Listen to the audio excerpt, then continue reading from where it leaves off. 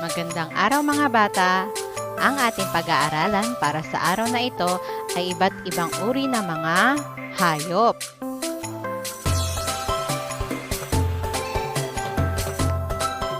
Ang mga hayop ay nakatira sa iba't ibang lugar.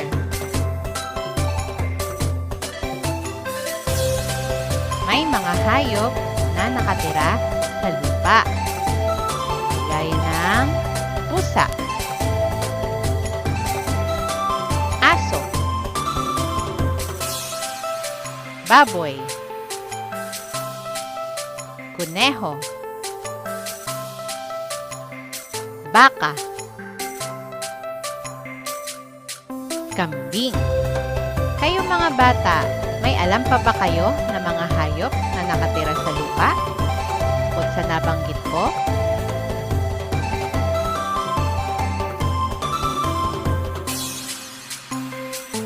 may mga hayop din na nakatira sa tubig, kagaya ng isda,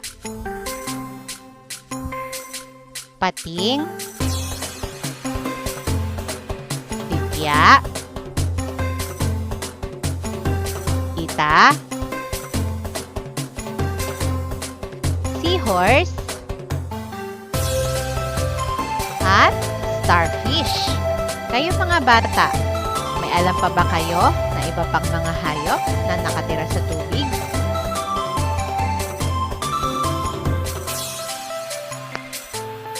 May mga hayop na nakatira sa itaas ng mga puno at lumilipad sa himpapawid, kagaya ng mga ibon na ito. Kalapati, kuwago, agila, loro, uwak, maya. May alam pa ba kayo mga bata na ibang uri ng mga ibon na lumilipad sa himpapawid?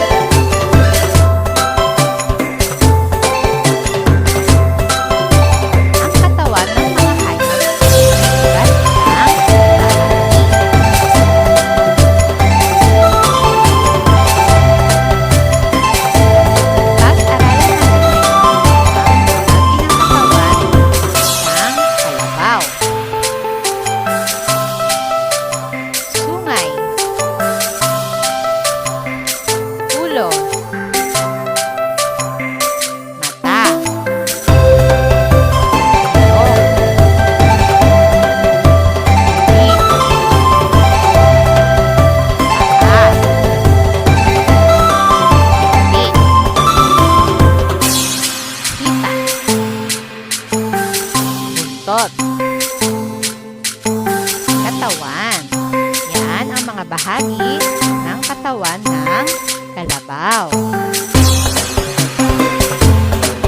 Ngayon naman ay isa-isahin natin ang bahagi ng katawan ng isda.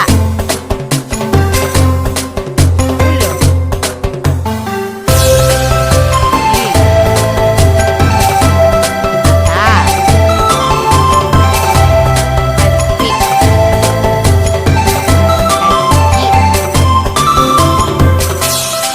buntot. Yan ang mga bahagi ng katawan ng isang isda. Ngayon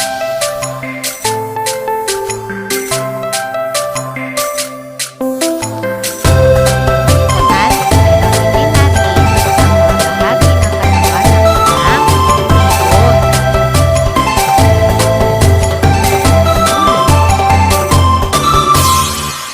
ibon. Tuka, mata, balahibo, buntot, pakpak. Yan ang mga bahagi ng katawan ng isang ibon.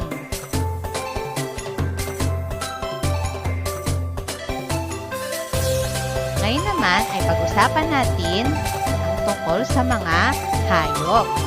Ang mga hayop ay gumagalaw sa iba't ibang paraan.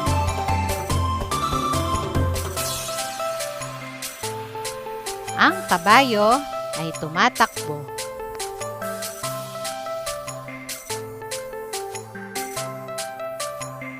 Ang mga isda ay lumalangoy.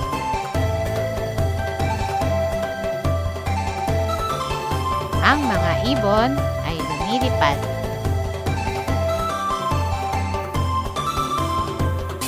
Ang palaka ay lumulundag.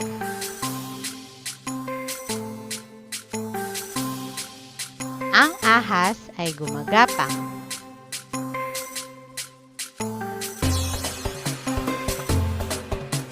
Ang mga hayop ay nakakatulong sa atin sa iba't ibang paraan.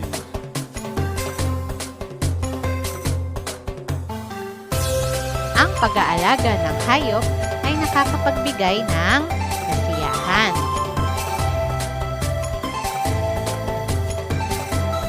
Ang mga hayop ay nakakapagbigay sa atin ng mga pagkain.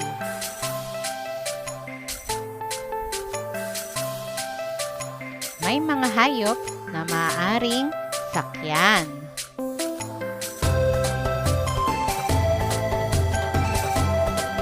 May mga hayop na maaaring makatulong sa pagtatrabaho.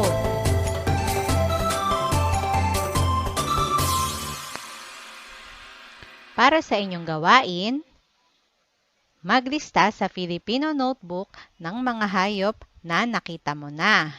At sagutan ang worksheet, gawain 1 hanggang 7. Hanggang dito na lamang mga bata.